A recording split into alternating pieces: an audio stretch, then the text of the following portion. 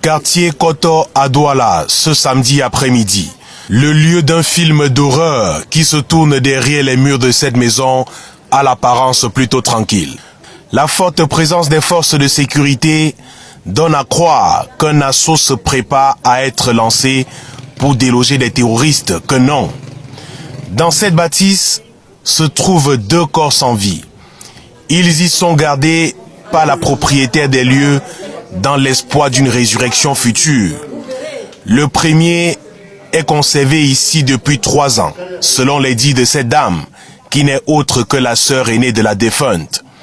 Dorothée Ngombondje serait donc décédée le 25 mars 2016 et la dépouille est restée gardée dans un coin bien aménagé du salon de la maison.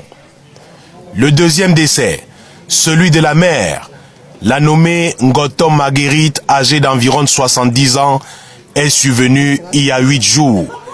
Et comme pour le premier cas, Madame Ngombondje, épouse Emmaleu Henriette, décide de conserver le cadavre dans une pièce de la maison où elle a pris soin de déverser des oignons pour atténuer des odeurs de décomposition. Et voici l'homme par qui le scandale a finalement été révélé au public. Il n'est autre que le fils de la première victime. Selon ses dires, à la mort de sa maman, il ne se trouvait pas au Cameroun. C'est à son retour, il y a plus d'1 an qu'il découvre la pratique.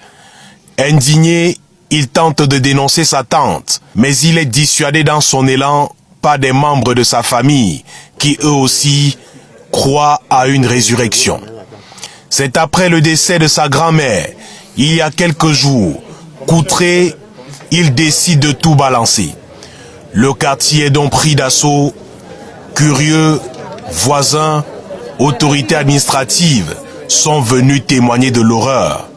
Après un tour dans la maison, en compagnie du procureur de la République, le médecin légiste pense que les 2 femmes auraient été assassinées sous réserve d'examens approfondis qui seront effectués sur les 2 dépouilles actuellement gardées à l'hôpital Akentini de Douala. Câblé en permanence sur la chaîne de télévision Emmanuel TV et jusqu'au moment où elle était conduite au commissariat du 12e arrondissement de Douala, Ngombondje, épouse Emmaleu, continue à croire, dur comme fer, que sa sœur et sa mère vont ressusciter par un miracle de Dieu.